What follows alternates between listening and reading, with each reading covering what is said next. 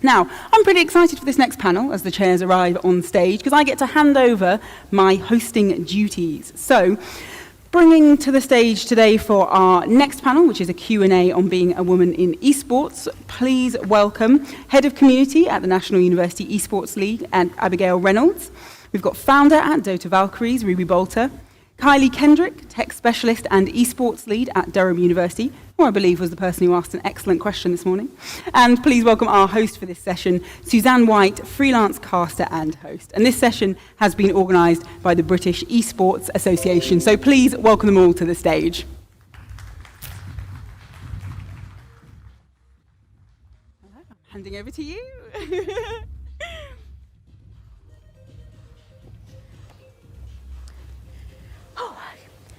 Good afternoon, everybody. My name is Susie, and I am here to present this panel, taking over from the lovely Elle. Thank you very much.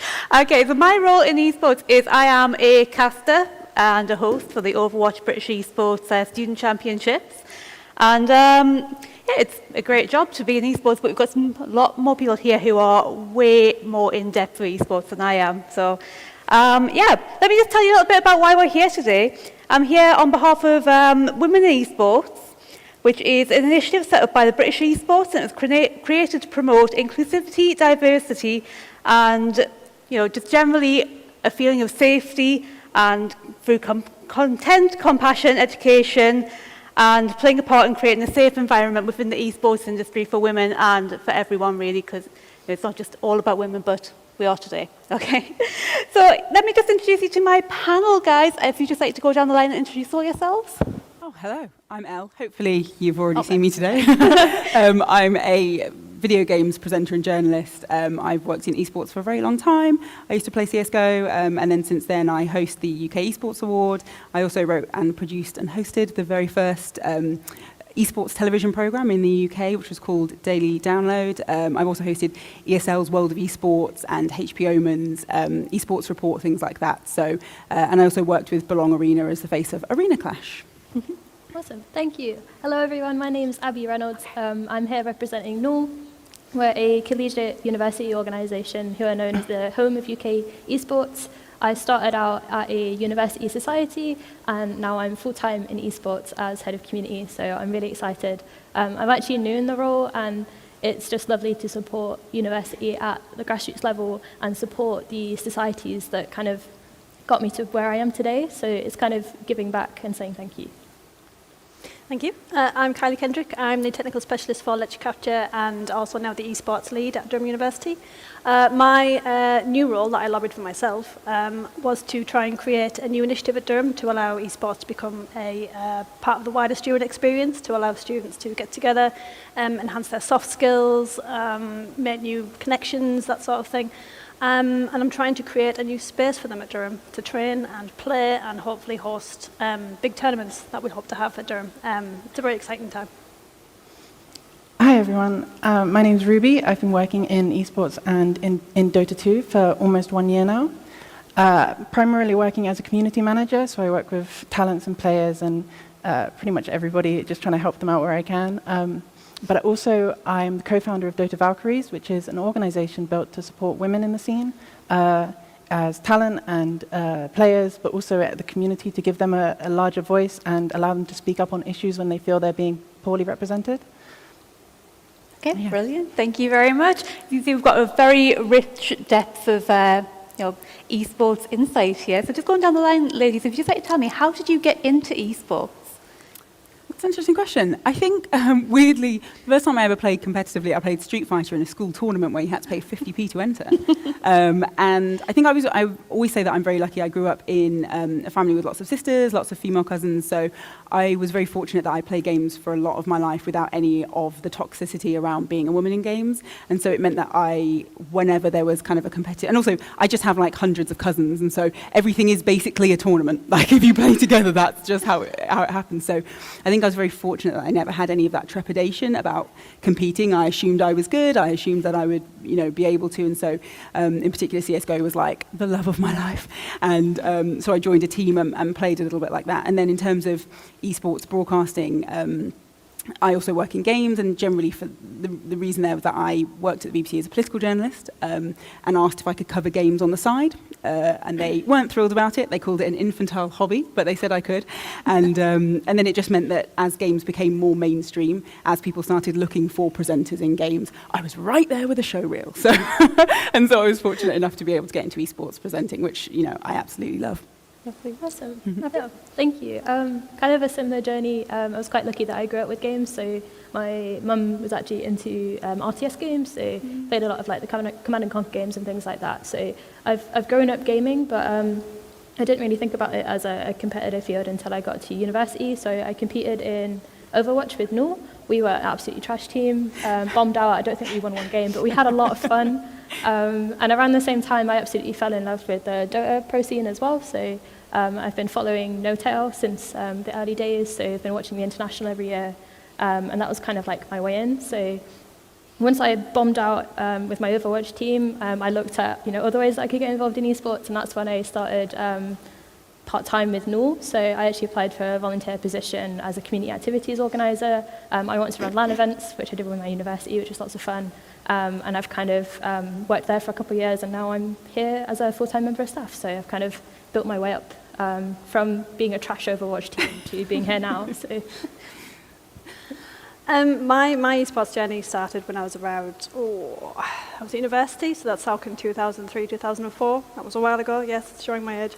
And that was Counter-Strike 1.6. I was in one of the, I wouldn't say one of the first UK female teams, but certainly one of only the UK first female teams playing Counter-Strike. We played in the ESL, we went to tournaments and LANs around the country. We were all right, we were okay, but obviously never made it pro, so I had to resort to a normal day job, which is not what one wants to do.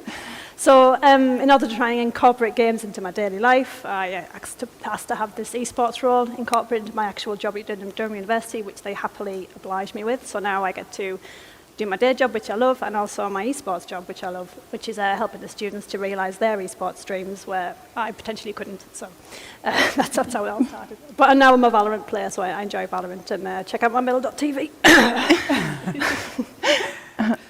I've been playing games for as long as I can remember. All of my friends were boys, and it's all they wanted to do, and you know, I had really nothing else to do with my time. So, but competitive games, only about 8 years now. And esports always felt really distant at the time. And I know that's quite strange because it was really small back then, but it was always very inaccessible and sort of far away, and I couldn't quite relate. But then I got into Dota, and there was so much work that needed to be done, and there were so many gaps that I could suddenly see between the community and the talent. And you have this huge community, really want to support the talent, and then the talent are so far away, and they can't. I just wanted to bridge that gap, do you know what I mean? And so I just started working in Discord and just whatever platforms I was allowed to sort of break my way in. And then Sir Action Slacks, who some of you might know, gave me my first opportunity to work with him, and then my second, and then my third, and we've worked on so many projects now, it's really exciting.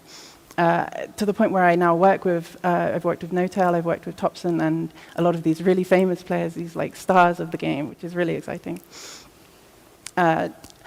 Doing all of this work, it sort of slowly builds up confidence, because I have no previous skills. I've never worked a job,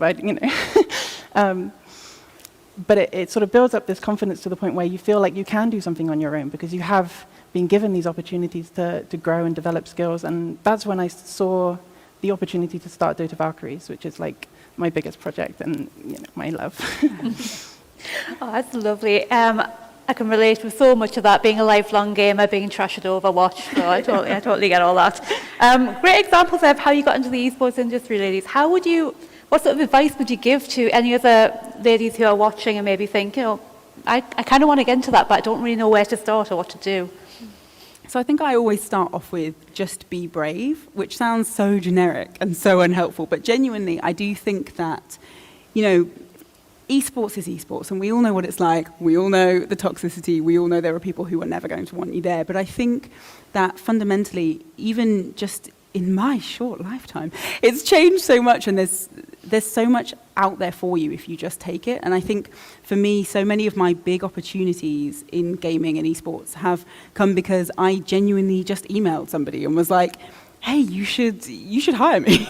Or, this would be a really great project. You should do this. And, oh, look, I just happen to be available. And so I think that actually there's a lot out there for the taking, and it's very easy to be put off by that drumbeat of toxicity and even events like this where you feel like you need to have a special event to make women feel like it'll be they'll be okay in games, and sometimes it can make you feel like, okay, this is insurmountable, but it isn't. You can do it. We're all here to help you. Look at the work people here are doing to welcome you into this community. So be brave, take that first step, email somebody, promo yourself on Twitter, introduce yourself to somebody, because that first step in a community as small and welcoming as ours actually is, in terms of the organisation side, is huge, and you never know where you'll end up. I think that absolutely rings true. If you don't ask, you don't get. Yeah. These days, you've got to ask for anything that you want, and shy bands getting out is quite a northern phrase. But I think for me, it's you definitely have to put yourself out there, and you definitely have to have slightly thicker skin. And you had to have thicker skin when I was playing. Nothing's changed at all. You really just have to have thick skin, get on with it. If you know what you want, reach for it. But the great thing is in esports, there's not just pro player jobs. There's loads of other jobs. There's jobs in AV, there's jobs in management, content creators. There's so many other aspects that esports can hold. It's not just about playing the games. Like, females can enter the esports world a different way. And I think it's time that students and graduates know this, rather than just aiming for that top tier that they may never reach, unfortunately, because it is quite a niche, tiered skill level. Yeah, I think there's sort of two ways to get in, right? It's like the people that really want to work in esports and they love it, but when you ask them what they want to do, the answer is always, I don't know. It's like that. And for those people, I would always say, like, just start offering to help. Like you said, it's just everyone in the scene is trying to do projects, right? And they're trying to start things, and they're trying to help the scene grow or whatever. And I can promise you, unless it's done by a franchise league or it's done by a huge organization, they need more help than they're getting. And you can do that, and that's probably it's an amazing way to make connections and to network with people. Is if you're helping them, they're going to recommend you to other people because they know how good you are. Yeah, I think that's a really good way. And then the other one is, if you already have skills, just go on Hitmarker. Just get a normal job. It's much easier. Yeah, absolutely. Big plug for Hitmarker there. It's got loads of jobs on there you can definitely check out. Okay. So you were mentioning there's a lot of behind-the-scenes jobs. It's not all about being the pro player, on the main street there. But one thing a lot of people won't realise is how many women are actually working within esports. So there are loads, especially behind the scenes. So why do you think representation within esports for women is so crucial to aspire more women to get into it? Abby?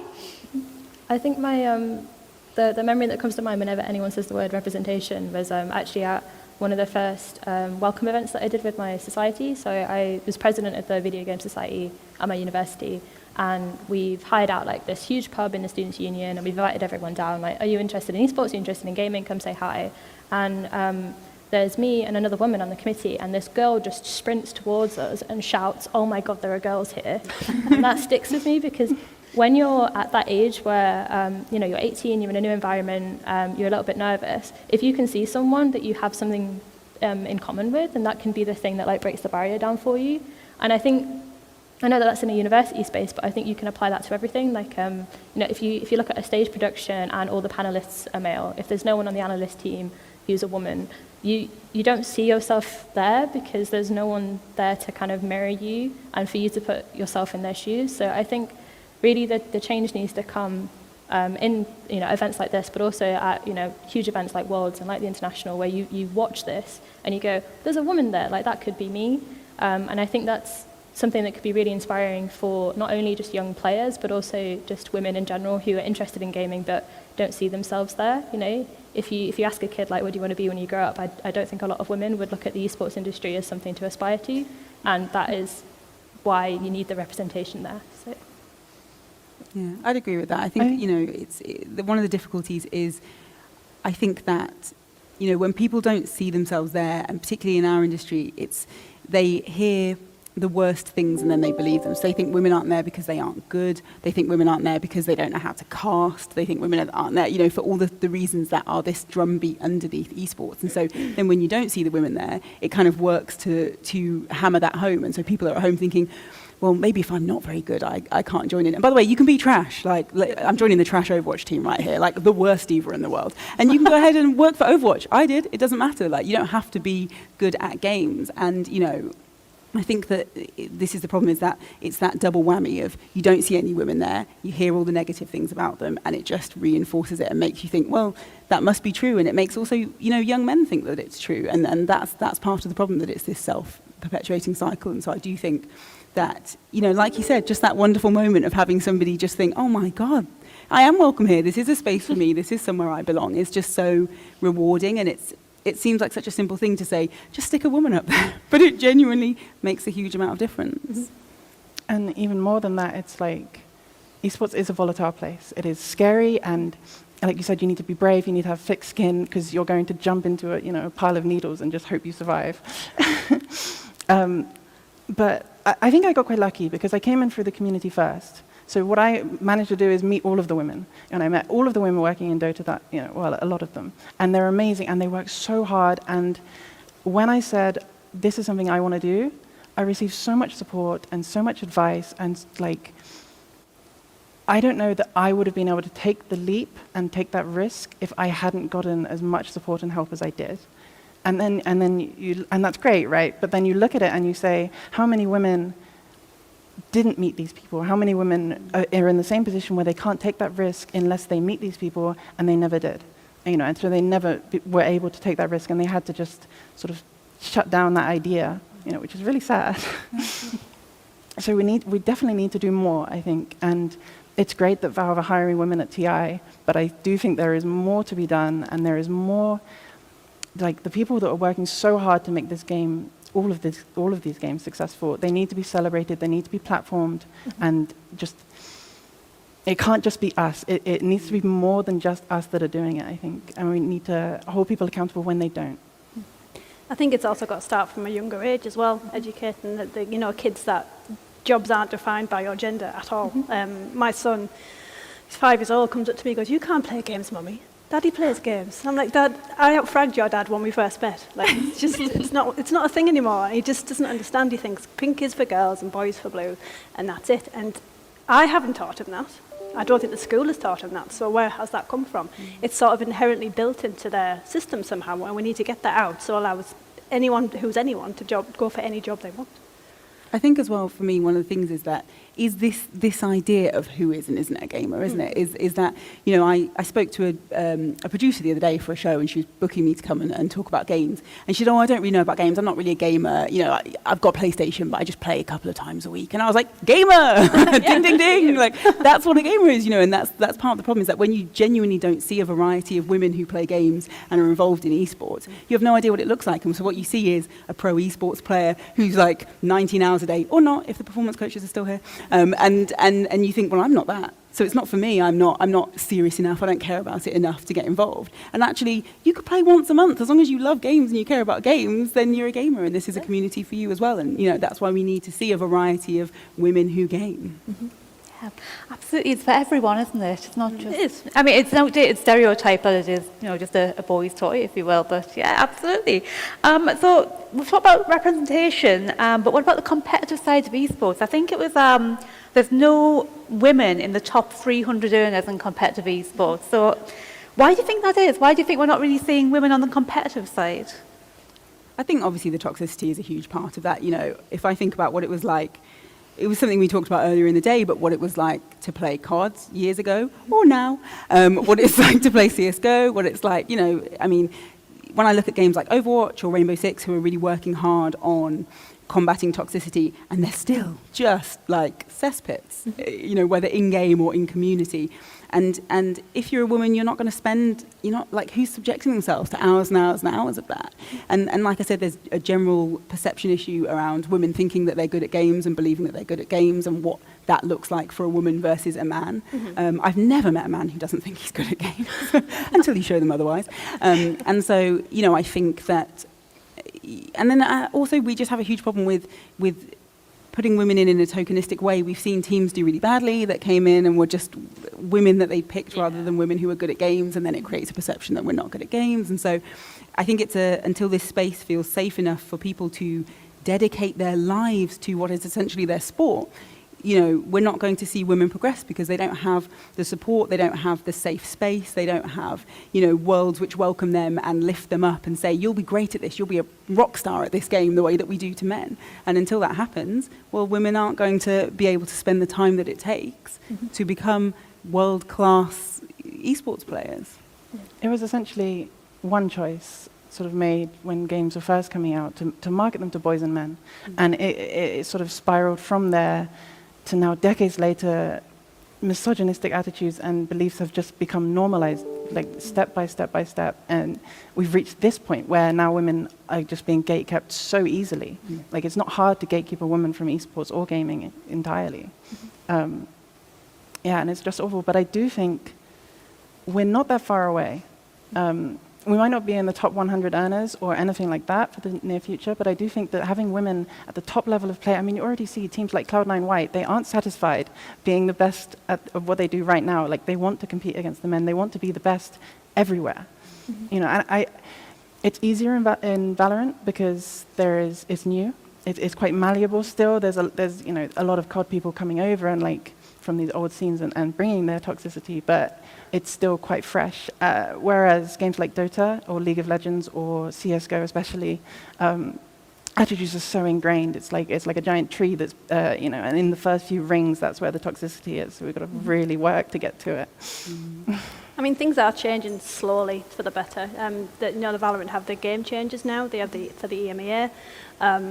And they've also said that whilst they have female-only teams, they do intend to have co-ed teams further down the line with a minimum of 3 female players, which is great. I've always been an advocate for mixed teams because, again, gender does not affect your skill.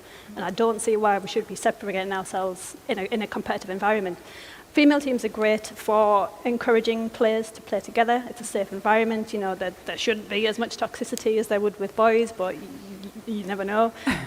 But it's a great start. And back in the day, when I was on a female team, we were seen as that talking team. We were seen as, oh, look at them 4 kings, just a female team. It's attention grabbing. It's all this. But we could play, but we couldn't play as well as the boys because we weren't given that opportunity to get there in the first place. I kind of see it as a two-way of approach because I think we've touched on it a little bit here in that you do need to start at a young age so that women do feel like they can go into the gaming scene and compete and put the time in and take part, but you also need the community change in it and the safe space because I think we've seen in the news more recently that change is coming from the top in that Blizzard has been like the biggest headline recently is like you need to put people in these positions that are going to respect women in the company and raise them up and give them the opportunity to give them the promotions. And unfortunately, at the minute, it's a very male-dominated industry. Another headline that comes to mind was whichever Assassin's Creed it was, where they wanted to do a woman character, and one of the CEOs said, well, women don't sell, we need to have a woman and a man. And it's changes like that trickle down into the community because you see all the outrage on social media from the community saying like, oh, this isn't historically correct in a Battlefield game to be able to play a woman. And it comes from both sides. You need the community change where, not only are women in the community, but also men standing up to their toxic mates and saying that's not okay. But you also need this change from the top because if the people at the top are saying women don't sell, women aren't in our space, then the community are going to believe that and going to run with it. So, we need change up here, but we also need communities like the Valkyries where women can feel safe and kind of get a foot in the door a little bit and find a space for themselves. And that will organically then grow into the wider scene. But if the top doesn't change, then I don't think you're going to see a big enough impact for the people who are really like down here doing the work. Unfortunately, it's kind of like, I don't think we are far off, I do agree. But there is still battles to be had. And you just need to look at the news to see what those battles are. So yeah, two-way approach. I think it's a bit like the 4-minute mile. Like when we do it, then it will be, everyone's going to be doing it. But it's just until that point, it's really hard. Mm-hmm. One of the first things that I wanted to do, I know the Dota community very well, I would say. I know how difficult it is to bring change, and especially positive change, to that space. I wanted to get a female pro before anything. I wanted to just... And obviously it didn't work out, and it's not actually possible right now with the resources that we have, but if we can change things from the top, we don't have to wait for the community to change. If we can change things without having to ask for their help to change things or change their attitudes, like, we don't need them to be better people if we just get a woman up there and then they have no choice about it, you know, because she's just that good. I think if there is something that we can do to speed up the process of, you know, because it'll be a few years, right? But if we can speed that up, like, I think that we should do whatever we can to make that happen. And I had an idea, a very, very vague, hypothetical idea of just like, there is so much time wasted when you're learning as an esports, as a competitive player in anything really. And which is why you have coaching, which is why you have like teachers to help you focus what you're developing. But if we can have let's just say like a year-long league, 4 tournaments, female-only tournaments. Winning team from that tournament qualifies to a mixed gender tournament with a real prize pool. So then you have the safe environment, then you get them to qualify and they get real experience. And that happens over an entire year. Then we hire coaches for the teams and the players and performance coaches so that when they do reach this point where suddenly narratives are being made about them within the community, we can sort of protect them from that, but also control that ourselves and promote them in a way that is like, suddenly people know them as players, not as, you know, the first woman or, you know, one of many women to play. I think that could be really good. Quick trademark that. Very expensive. I think that's all we really want, just be treated as equals, isn't it? At the end of the day, you know, you're not a woman, you're just a player. Gamer at the end of the day. That's brilliant. Thank you so much for all the insight today, everybody. I'd just like to quickly go down the line if everyone wants to just let everyone know how they can find you on social media. I'm at LOSillywood pretty much everywhere, and losillywood.com. Yep. I'm at SUZIE Rabbit pretty much everywhere. Or if you want to follow the No, it's at the No. I'm at _KYLIE Kendrick, pretty much everywhere, or Leandra if you see me online. I can't pronounce my tag. If you just follow Dota Valkyries, I think that would be great, really. Right. Thank you very much, everybody, for your insight tonight. It's been absolutely amazing. And if you want to follow Women in Esport on Twitter, it's womenin_esports. And you can also follow the Discord server, and don't forget to check out British Esports as well for all the information, which will be retweeted there. So thank you all for coming out today, and thank you, ladies, once again. Thank you.